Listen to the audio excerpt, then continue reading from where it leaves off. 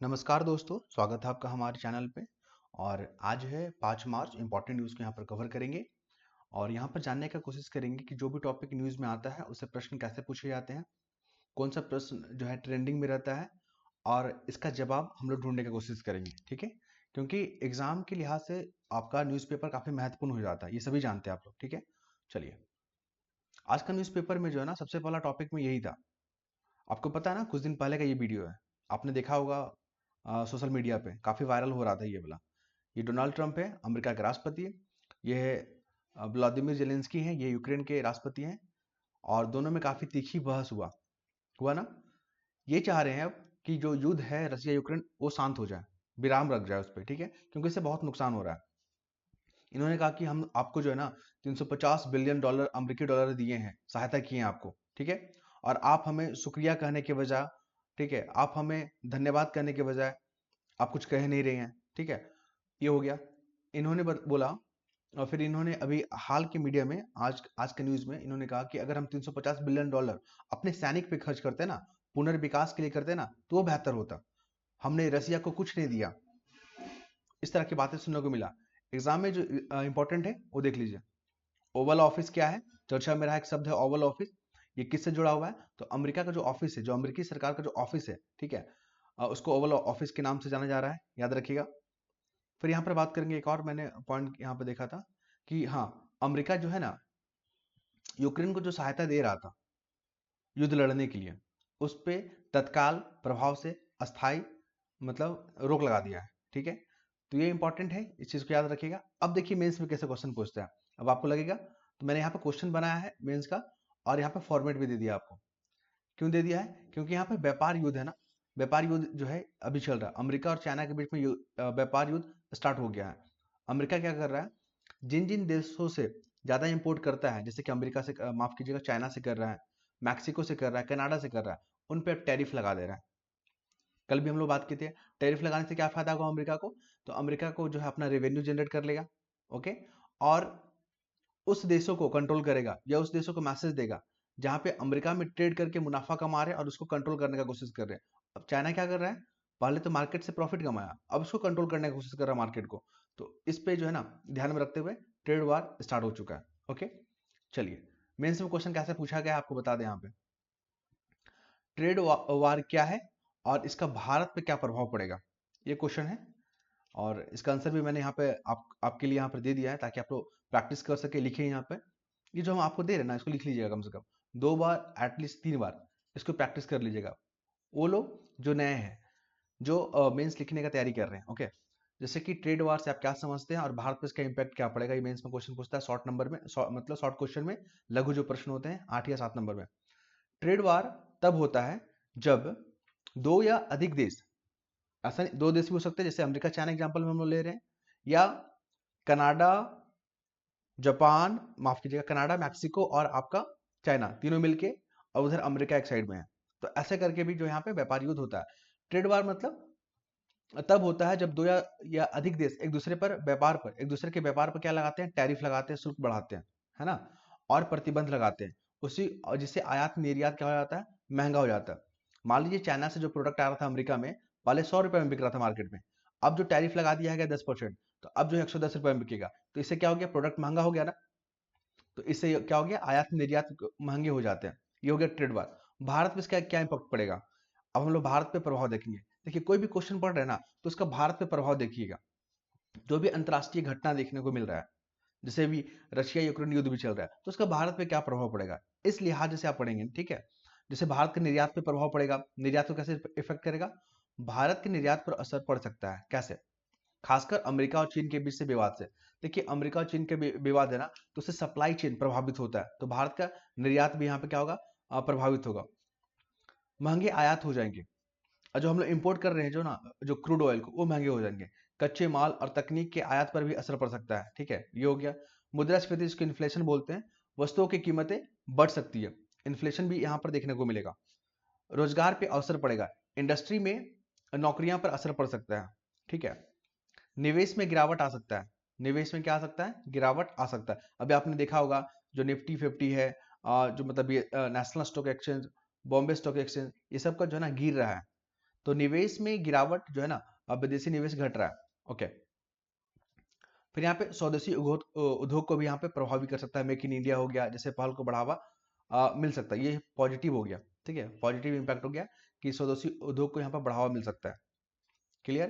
क्यों, कैसे मिल सकता है? जैसे कि मान लीजिए जो प्रोडक्ट चाइना जो भेज रहा था अमेरिका, वो प्रोडक्ट महंगा हो गया, तो भारत क्या करेगा ना, मेक इन इंडिया के तहत अपना प्रोडक्ट बनाया है और अपने प्रोडक्ट को उसकी जगह यहाँ पे रिप्लेस करेगा, वहां पर भेजेगा। ठीक है, तो भारत का जो है ना मेक इन इंडिया को प्रमोट भी मिल सकता है यहाँ पे।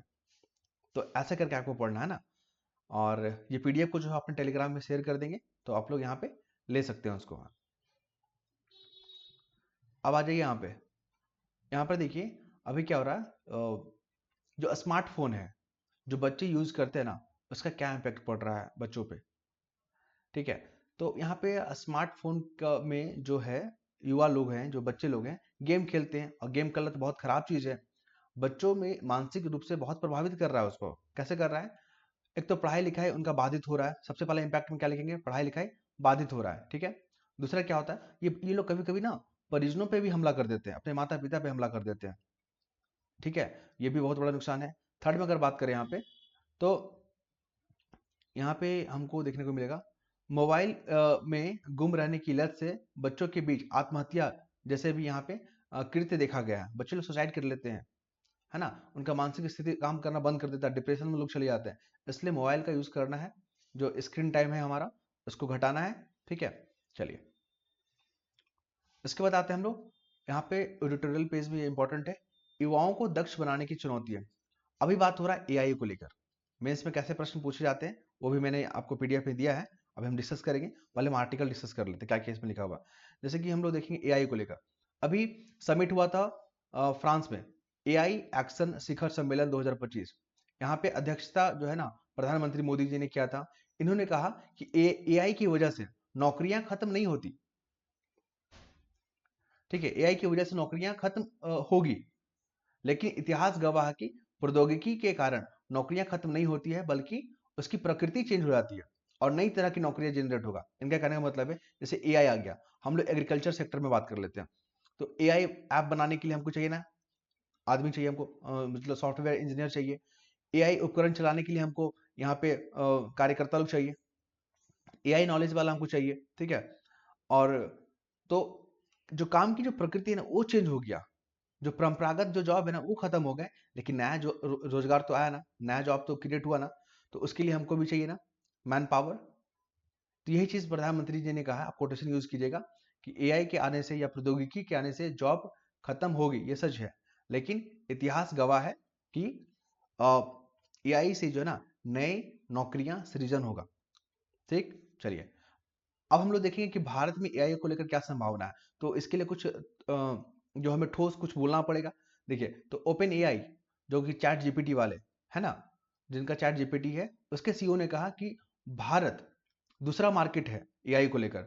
फिर सुंदर पिचै जो कि गूगल के कौन है सीईओ हैं, उन्होंने कहा कि अ, भारत इस क्षेत्र में नेतृत्व कर सकता है। माइक्रोसॉफ्ट के जो सीईओ है उन्होंने कहा कि भारत में एआई को लेकर अपार संभावना है। ठीक है, तो यहाँ पे आप इस कोटेशन का यूज करेंगे। अगर पूछेगा कि भारत में एआई का क्या संभावना है, तो इनका स्टेटमेंट आप यूज करेंगे। फिर बात करते हैं वर्ल्ड इकोनॉमिक फोरम, एक रिपोर्ट आया उनके द्वारा कि यहाँ पर भविष्य में जो नौकरियां करके एक रिपोर्ट आया, उसमें बताया गया है कि वर्ल्ड में 17 करोड़ एआई संचालित नई रोजगार पैदा होगा 2030 तक। लेकिन इन्होंने ये भी कहा कि जो ट्रेडिशनल जॉब है वो खत्म हो जाएगा। मान लीजिए 9.2 करोड़ ट्रेडिशनल जॉब खत्म हो जाता है, तो उसका भरपाई के लिए हमको 17 करोड़ अगर नया रोजगार जनरेट हो रहा है, तो क्या गलत है? तो इसके लिए हमको क्या करना होगा, अपनी मैन पावर को एम्पावर करना होगा, उनको सशक्त करना होगा, उनको स्किलिंग करना होगा, है ना। तभी तो एआई का जो है क्षेत्र में वो सक्षम होंगे। क्यों? क्योंकि अभी देश में और विदेश में एआई का मांग बढ़ रहा है। भारत ने 2 दर्जनों से ज्यादा देशों से समझौता किया है एआई को लेकर, रोजगार को लेकर, माइग्रेशन को लेकर। ठीक है, तो इन देशों में जो है डिमांड बढ़ेगा, क्योंकि वहां पर पॉपुलेशन भी बढ़ रहा है, तो डिमांड बढ़ेगा एआई वाले मैन पावर का, तो भारत वहां पर सप्लाई करेगा। ठीक है, तो इसलिए एआई सीखना है लोगों को। थर्ड में यहाँ पर देख लेते हैं, देखिए जैसे कि केंद्रीय बजट 2025-26 में ना इंडिया एआई मिशन को लॉन्च किया गया है। इससे क्या करेंगे हम लोग, वैश्विक जो ना स्किल हब बना सकेंगे भारत को। हम अपने लोगों को एआई सिखाएंगे, उनको दक्ष बनाएंगे ताकि विदेशों में जो डिमांड है एआई को लेकर उसको फुलफिल किया जा सके, रोजगार सृजन किया जा सके, भारत की अर्थव्यवस्था को बूस्ट मिल सके। ठीक है, चलिए अब थोड़ा सा देख लेते हैं। यहाँ पे ये क्वेश्चन है, देखिए ये क्वेश्चन और आंसर मैंने आपको दोनों दे दिया टॉपिक की तरह, अच्छे से पढ़िएगा। जैसे कि भारत में एआई उपयोग और इसकी चुनौती पर चर्चा करें। 8 नंबर का क्वेश्चन है, मान लीजिए ये वाला, कैसे लिखिएगा? तो इंट्रोडक्शन दे दीजिएगा, एआई क्या है, और फिर एआई का उपयोग पे बात कर दीजिए और क्या क्या चैलेंजेस है उस पर बात कर लेना है। जैसे एआई का उपयोग हम लोग देख लीजिए, स्वास्थ्य के क्षेत्र में कैसे करेंगे, बीमारियों की पहचान करने में हम एआई का यूज करेंगे, दवा अनुसंधान में हम इसका यूज करेंगे, करेंगे ना, रोबोटिक सर्जरी करेंगे यहाँ पे एआई का। आप देखोगे कोविड के काल में रोबोटिक कितना हेल्प किया था, क्योंकि आप जो है ना जो पेशेंट है उससे आप कांटेक्ट कर नहीं सकते हो, टच वगैरह कर नहीं सकते हो, तो रोबोटिक वहां पे एक कारगर तरीका निकल के आया था। तो स्वास्थ्य के क्षेत्र में हम एआई का यूज कैसे करेंगे? बीमारियों को पहचानने के लिए, दवा अनुसंधान में, रोबोटिक सर्जरी में। ठीक है, अब देखते हैं एजुकेशन में हम एआई का यूज कैसे करेंगे, आर्टिफिशियल इंटेलिजेंस का। तो हम लोग क्या करेंगे, जैसे कि अपने सरकारी स्कूल का जो हालत आपने देखा है, वहां पे हम लोग इंप्रूव करने के लिए एआई यूज करेंगे, स्मार्ट क्लास बनाएंगे हम लोग। ठीक है, व्यक्तिगत लर्निंग अनुभव पे वहां पे फोकस करेंगे, जो बच्चे कमजोर है उन पे जो है 1 to 1 इंटरेक्शन होगा। क्लियर? तो यहाँ पे शिक्षा के क्षेत्र में भी हम स्मार्ट क्लासरूम हो गया, स्मार्ट लाइब्रेरी हो गया, ई बुक हो गया, है ना, ये सब एआई का यूज करेंगे हम लोग। अब हम लोग देखते हैं कि कृषि में हम कैसे यूज कर सकते हैं एआई को लेकर। तो हम लोग फसल निगरानी करने के लिए, ठीक है, जो ड्रोन वगैरह होता है उसमें हम एआई का यूज करेंगे ताकि हम अपने फसल को निगरानी कर सकें। ओके, और वहाँ पे ऐसा इक्विपमेंट बनाए जिससे कि हमको नॉलेज मिल सके, वहाँ पे हमको ज्ञान मिल सके कि पानी का मात्रा क्या है वहाँ पे फर्टिलाइजर कैसे यूज किया, किस रेशियो में यूज किया। तो हम वहाँ पर एआई यूज कर सकते हैं।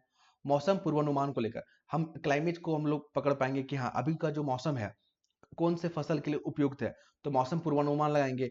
अगर मटर का बोने का फसल है या रबी का फसल बोने का मौसम है तो रबी फसल बोलेंगे, खरीफ फसल बोने का जो है मौसम है तो हम खरीफ फसल वहां पे जो है बोलेंगे। ठीक है, तो ऐसे यूज करते हैं।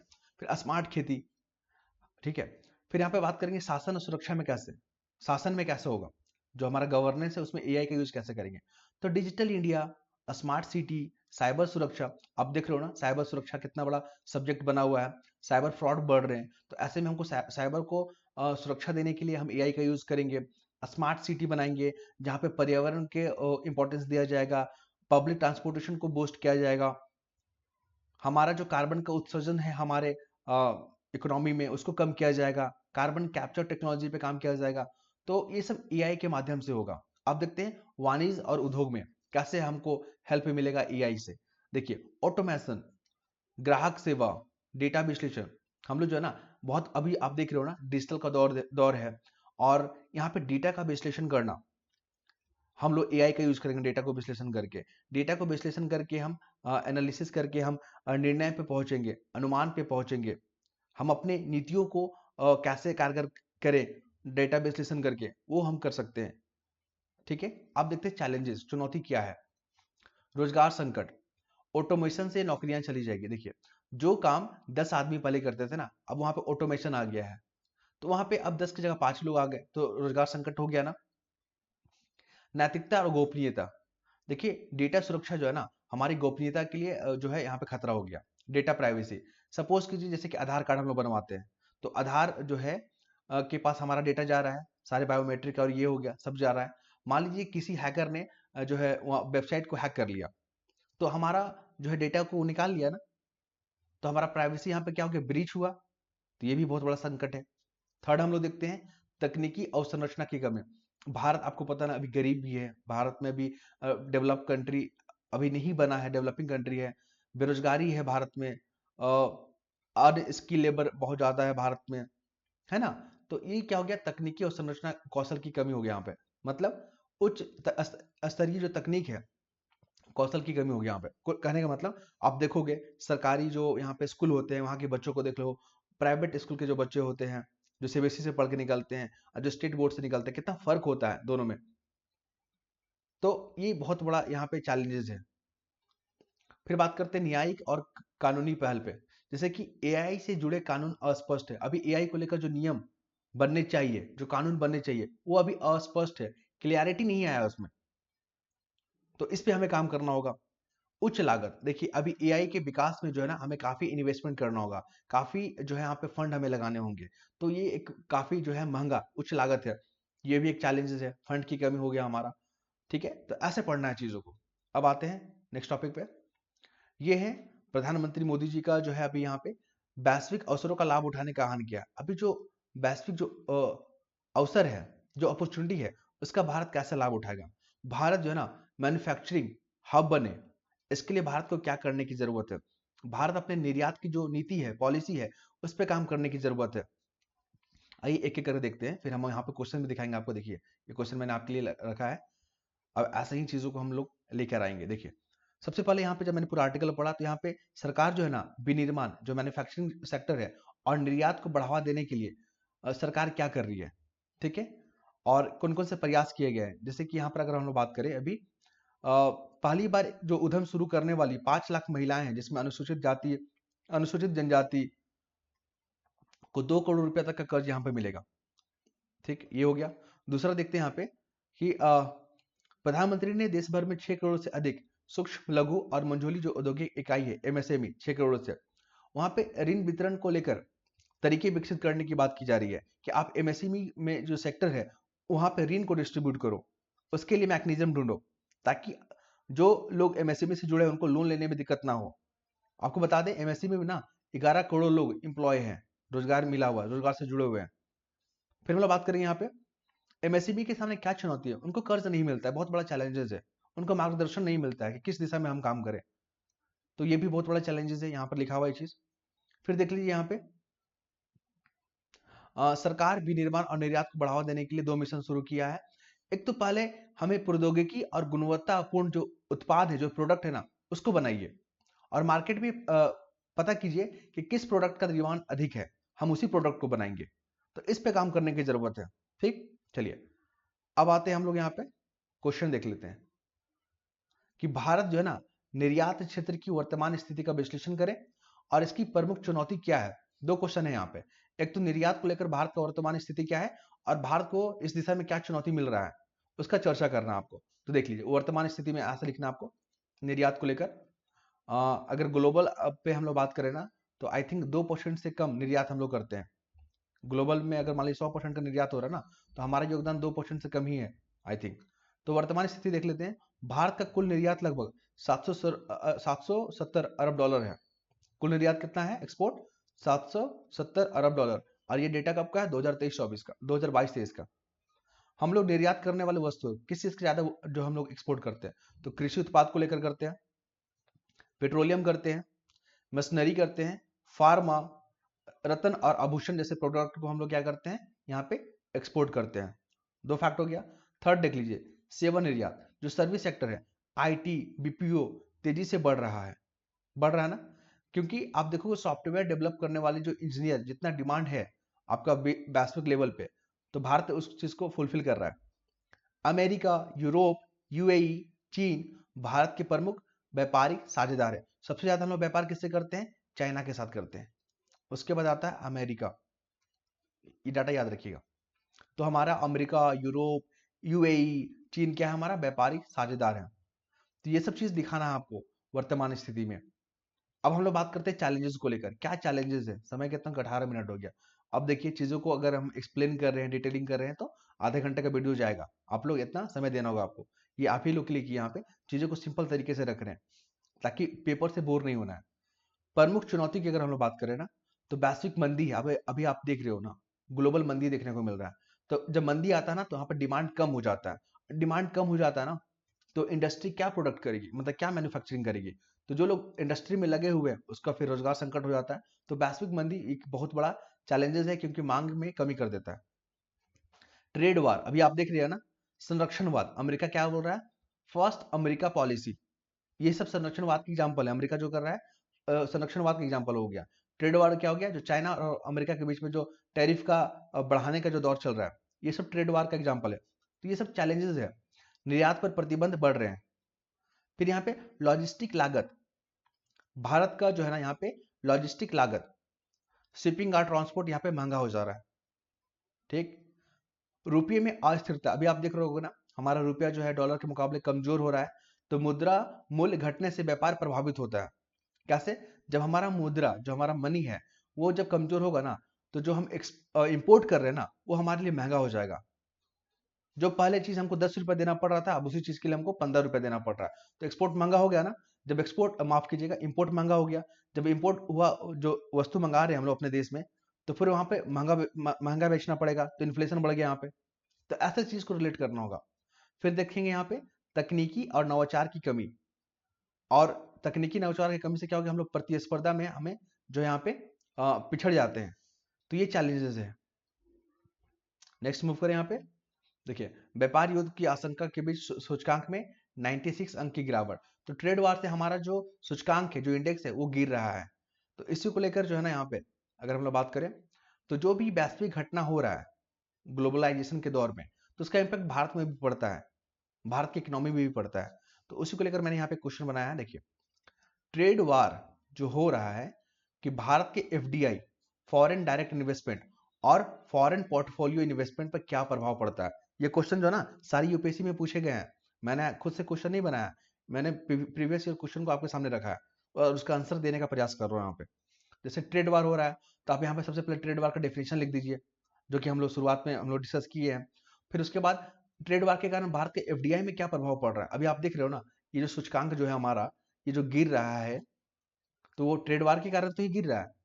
जो वैश्विक जो अर्थव्यवस्था में जो वैश्विक जो यहाँ पे सिचुएशन है, जो रसिया यूक्रेन वार हो गया, इसराइल हमास जो वार हो गया, उसके कारण भी हमारे इंडेक्स को प्रभाव पड़ रहे हैं। तो उसी के लिहाज में ये क्वेश्चन है, उसी के संदर्भ में ये है। तो देखिए, एफडीआई पे क्या प्रभाव पड़ रहा है हमारा। नए अवसर, कंपनियां चीन के बजाय भारत में निवेश बढ़ा रही है। देखिए, इसका अगर हम लोग पॉजिटिव इंपैक्ट की बात करें एफडीआई में ना, तो जो चीन में जो कंपनियां जो कार्य कर रही थी, अब वो जो ना चीन की जगह जो है ना भारत में निवेश कर रही है। इसी को बोलते हैं चाइना वन पॉलिसी। ठीक है, चाइना वन पॉलिसी, याद रखेंगे, चाइना वन प्लस। बोलेगा चाइना वन प्लस नीति क्या है। तो जो कंपनियां चीन में पहले कार्यरत थी, जो वहां पर इन्वेस्टमेंट कर रही थी, तो वहां पे सुरक्षित माहौल नहीं मिल पा रहा, जिस कारण से वो क्या कर रहे हैं, अब भारत की ओर या अन्य देशों की ओर मूव कर रहे हैं। इसी को बोलते हैं चाइना वन पॉलिसी, याद रखिएगा। उद्योगों को लाभ होगा इससे। देखिए, विनिर्माण सेक्टर, टेक्नोलॉजी और फार्मा क्षेत्र में एफडीआई बढ़ सकता है। क्यों बढ़ेगा? क्योंकि अब जो है यहाँ पे प्रोडक्ट, जो चाइना प्रोडक्ट बना रही थी, वो अमेरिका भेज रही थी। अब अमेरिका उस पर टैरिफ लगा दिया, तो वो प्रोडक्ट हो गया महंगा। उसको कोई खरीदेगा? कोई नहीं खरीदेगा। तो भारत उसकी जगह वो अपना प्रोडक्ट बेचेगा। तो उद्योग को लाभ मिलेगा। यहाँ पे विनिर्माण, टेक्नोलॉजी, फार्मा क्षेत्र में एफडीआई बढ़ सकता है। अब देखते हैं अनिश्चितता। वैश्विक आर्थिक मंदी से निवेश जो है ना धीमा हो सकता है। अब ग्लोबल में जो है मंदी चल रहा है, मंदी में क्या होता है, डिमांड ही नहीं हो रहा है, तो लोग बनाएंगे क्या, बेचेंगे क्या। तो इससे क्या होगा, हमारा इन्वेस्टमेंट जो है यहाँ पे धीमा पड़ सकता है। एफपीआई पे क्या होगा फर्क, देख लीजिए। और विदेशी पोर्टफोलियो निवेश पर प्रभाव हम लोग देखते हैं। अब स्टॉक मार्केट पर असर, अभी आपने देखा ना, मैंने प्रूफ भी दिखा दिया आपको। तो निवेशक अस्थिर बाजार से पैसा निकाल लेते हैं, जैसे भारत से पैसा भी निकाल रहे हैं एफपीआई वाले, और निकाल के वो लोग अमेरिका और चाइना में लगा रहे हैं। क्यों लगा रहे हैं? क्योंकि वहां पर उनको ज्यादा रिटर्न मिल रहा है। रुपये की अस्थिरता, हमारा जो है ना ट्रेड वार के कारण क्या हो रहा है, हमारा रुपया कमजोर हो रहा है। ट्रेड वार से हमारा मुद्रा मूल्य में उतार चढ़ाव देखने को मिल रहा है। कमजोर वैश्विक मांग, बाजार में निवेशकों का विश्वास जो ना घट रहा है। और जब हमारा रुपया कमजोर होगा, हमारा मार्केट भी धीमा होगा, तो इन्वेस्टर का जो यहाँ पर विश्वास है, उस पर कमी नजर आएगा ना। तो ये सब इम्पैक्ट होता है। और ये क्वेश्चन जो यूपीएससी यूपीपीसीएस में ऐसे ही क्वेश्चन पूछे जाते हैं। और ये जो क्वेश्चन डिस्कस कर रहे हैं ना, सारे एग्जाम में पूछे गए हैं। अब आते हैं यहाँ पे, प्रधानमंत्री नरेंद्र मोदी ने जानवरों के प्रति एक दया भाव का आग्रह किया। देखिए, अभी आपने देखा वीडियो वायरल हो रहा है, हमारे प्रधानमंत्री जी वनतारा जो है ना वहाँ पे गए हुए थे विजिट करने, और अपने जो वाइल्ड जो एनिमल है, जीव जंतुओं के साथ वहाँ पे समय बिताए, उनके साथ फोटो शूट किए। और उन्होंने मैसेज दिया कि सस्टेनेबल डेवलपमेंट का, अगर हमें चाहते हैं कि सतत विकास हो, तो हमें पर्यावरण, जीव जंतुओं को साथ लेकर चलना होगा, उनका इन्वायरमेंट को सुरक्षित करना होगा। अगर वो लोग सुरक्षित होंगे, तो मनुष्य सुरक्षित होगा। यहाँ पे पूछेगा वन तारा क्या है, तो ये हाथियों और वन जीवों के कल्याण के लिए एक समर्पित बचाव केंद्र है। बस इतना याद रखिएगा, जो कि इसको रिलायंस इंडस्ट्री के द्वारा बनाया गया है। जो दुर्व्यवहार या शोषण से बचाए गए जानवर हो ना, उनको यहाँ पे सुरक्षित प्रदान या माहौल दिया जाएगा। ठीक है, चलिए उसके बाद आते हैं हम लोग यहाँ पे। अभी जो है मैच चल रहा है इंडिया ऑस्ट्रेलिया में, तो भारत वहाँ पे बेहतर प्रदर्शन कर रहा है। और भारत जो है ना उम्मीद है कि फाइनल भी जीत जाएगा। ठीक है, तो हमारे जो मंत्री हैं राजनाथ सिंह और शिवराज सिंह चौहान, इन्होंने बधाई दी है कि आप लोग जो है जिस तरह से परफॉर्मेंस दे रहे हैं ना, उसको मेंटेन करना है और ये जो ट्रॉफी है भारत लेके आना है। ठीक है, यहाँ से क्वेश्चन नहीं पूछे जाते हैं। तो क्वेश्चन क्या पूछा जाता है यहाँ से, आइए देखते हैं मेंस में कैसे क्वेश्चन पूछा जाएगा। क्योंकि जो स्पोर्ट्स होता है ना, वो किसका पार्ट होता है पता है? भारत का सॉफ्ट पावर, भारत का सॉफ्ट पावर, भारत का हार्ड पावर। जो आप कल्चर देख रहे हैं, ये सब सॉफ्ट पावर होगा। डिप्लोमेटिक जो बातचीत करने का जो स्किल है, सॉफ्ट पावर के अंतर्गत आएगा। जो स्पोर्ट्स है, जो सिनेमा है, फिल्म इंडस्ट्री है, ये सब सॉफ्ट पावर आएगा। एजुकेशन है, सॉफ्ट पावर के अंतर्गत आएगा। तो क्वेश्चन देखिए सॉफ्ट पावर को लेकर कैसे पूछता है। ये क्वेश्चन पूछा गया, संयुक्त राष्ट्र, ये क्वेश्चन मान लीजिए, संयुक्त राष्ट्र G20 और ब्रिक्स जैसे मंचों पर भारत की सॉफ्ट पावर की भूमिका की विवेचना करें। ये मेंस में क्वेश्चन पूछा गया है। आप देखोगे यूपीपीसीएस का, यूपीएससी में, तो ये सब क्वेश्चन आपको देखने को मिलेगा। तो देखिए, भारत अपने सॉफ्ट पावर को अपना पहले, सबसे पहले जो है इंट्रोडक्शन में आप सॉफ्ट पावर को डिफाइन कर दीजिएगा, किसको कहते हैं। तो अभी पता है ना आपको, कल्चर हो गया, education, sports, film industry, Khan पान, ये सब जो है ना सॉफ्ट पावर है भारत का। कूटनीतिक।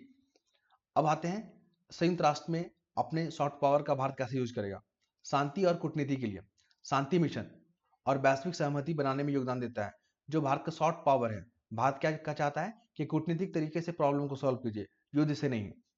योग और संस्कृति, योग का इंपॉर्टेंस देखिए, यूएन ने 21 जून को अंतर्राष्ट्रीय योग दिवस घोषित किया। तो ये हमारा सॉफ्ट पावर ही है। जो यूएनओ जैसी संस्था ने हमारी जो अपील है, हमारा जो प्रयास है, उसको साकार बनाया और योग को इंपॉर्टेंस दिया।